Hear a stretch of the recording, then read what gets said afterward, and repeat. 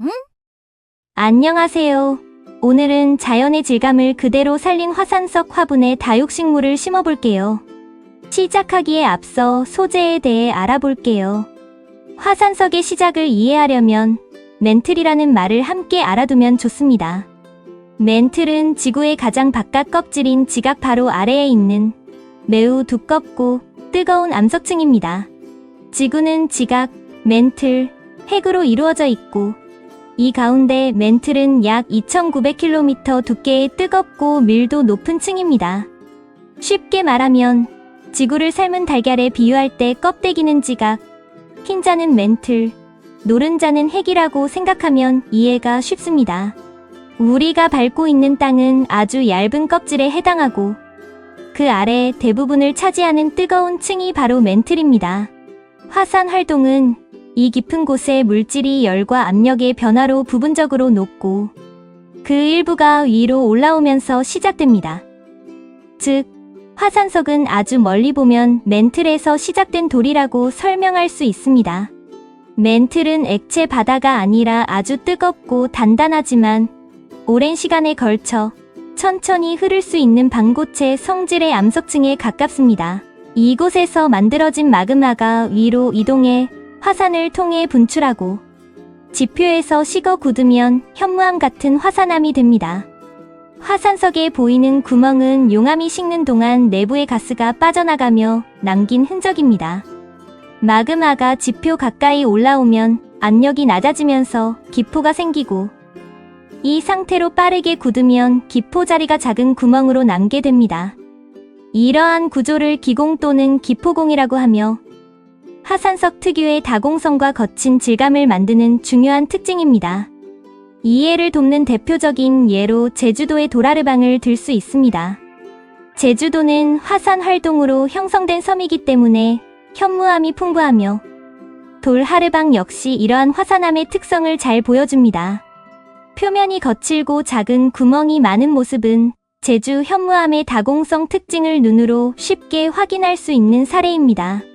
맨틀에서 유래한 현무암질 용암이 식어 형성된 자연 암석 소재로 철과 마그네슘이 풍부하고 특유의 다공성 구조를 지닌 것이 특징입니다. 표면의 미세한 기공은 공기와 수분의 흐름을 돕는 환경을 만들어주어 다육식물이나 과습에 민감한 식물의 뿌리 환경을 보다 쾌적하게 유지하는 데 도움을 줍니다. 또한 칼슘, 마그네슘, 철 등 다양한 광물 성분을 품은 천연 소재로서 자연의 질감과 미네랄 감성을 그대로 담아내는 프리미엄 화분입니다. 천연 화산석은 단순한 장식용 소재가 아니라 오랜 시간 지구의 열과 압력을 거쳐 만들어진 자연의 결과물입니다. 다공성 구조 덕분에 배수와 통기 측면에서 유리하며 무기질 암석 특유의 안정감과 내구성을 갖추고 있어 식물과 공간을 더욱 자연스럽고 깊이 있게 완성해줍니다. 다육식물을 잘 키우기 위한 다육식물의 특징과 관리 방법도 알아보겠습니다. 다육식물은 건조한 환경에서 살아가기 위해 독특한 생존 전략을 발달시켰습니다. 이 식물들의 비밀은 바로 잎과 줄기에 물을 저장하는 능력입니다. 물이 부족할 때를 대비해 자신만의 저수 탱크를 만들어 두는 셈이지요. 다육식물의 잎과 줄기는 두껍고 부드러운데 그 이유는 수분을 저장하기 위해서입니다. 물이 많을 때에는 잎과 줄기가 통통해지고 물이 부족할 때에는 저장해 둔 수분을 사용하면서 잎과 줄기가 조금 쪼글쪼글해집니다. 다육식물의 또 다른 생존 비밀은 바로 잎과 줄기를 덮고 있는 큐티클이라 부르는 왁스층입니다. 이 왁스층은 잎과 줄기에서 수분이 증발하는 것을 막아주고 뜨거운 햇빛으로부터 식물을 보호하는 역할을 합니다. 덕분에 다육식물은 사막과 같은 극한 환경에서도 물을 효율적으로 사용할 수 있습니다. 다육식물의 뿌리는 다른 식물과 다르게 얇고 넓게 퍼져 있습니다. 이는 빗물이 땅속으로 스며들기 전에 빠르게 흡수하기 위함입니다.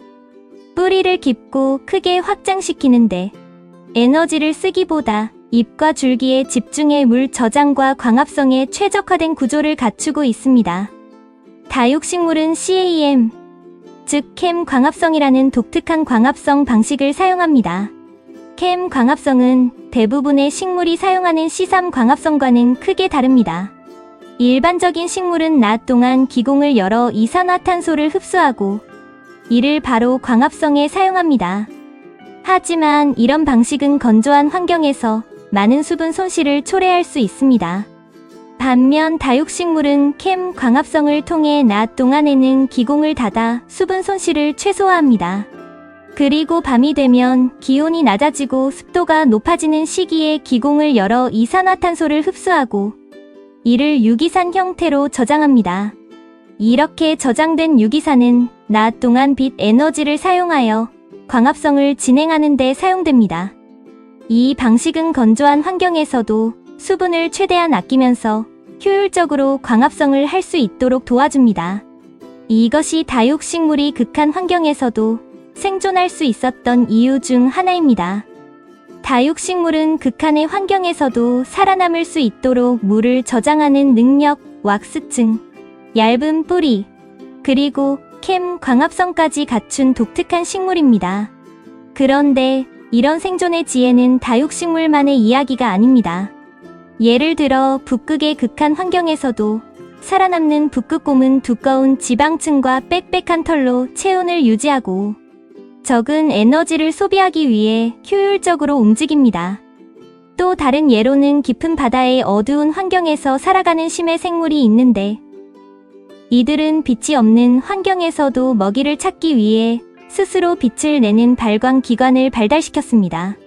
사막의 더위 속에서 살아가는 낙타는 물을 저장하는 능력과 체온을 조절하는 특별한 시스템을 갖추고 있습니다. 이처럼 모든 생물은 자신이 처한 환경에 적응하며 독특한 생존 전략을 개발해 왔습니다. 다육식물을 키우며 이런 적응의 지혜를 관찰한다면 자연의 경이로움과 생물의 생명력을 더욱 깊이 느껴 보실 수 있을 것입니다. 여러분도 집에서 다육식물을 키우고 관찰하며 자연의 신비를 느껴보세요. 다육식물을 관리할 때는 물을 너무 자주 주기보다는 흙이 충분히 마른 뒤에 물을 주는 것이 중요합니다. 또 다육식물은 배수가 잘 되는 화분과 흙에서 자라는 것을 선호합니다. 적절한 햇빛도 필수인데 너무 강한 직사광선보다는 밝은 간접광이 더 적합합니다. 이렇게 관리하면 다육식물의 건강하고 아름다운 모습을 오래 유지할 수 있습니다. 이제 구성품을 살펴볼게요. 화산석 화분, 플라스틱 받침대, 다육식물 2종, 배양토, 황토볼, 피규어 있습니다. 먼저 화산석 화분 안에 배양토를 3분의 1 정도 채워줍니다. 식물이 자리 잡을 공간을 생각해서 적당한 높이로 채워주세요. 다육이의 모종이 잘 빠지도록 포트를 주물러주며 흙을 부숴준 다음 화분 안에 다육이를 심어주세요. 잎이 떨어지지 않도록 조심하면서 자리 잡게 해주세요. 두 번째 다육은 전체 균형을 보면서 옆에 배치해줍니다.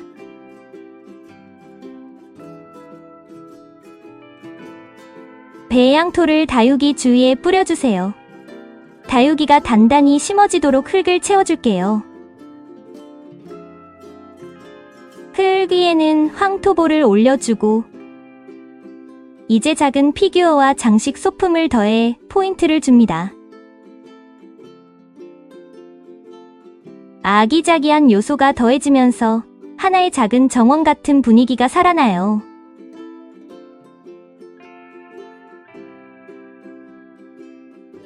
마지막으로 플라스틱 받침대를 조립해 볼게요. 무품의 끝 구멍에 돌기를 끼워줍니다.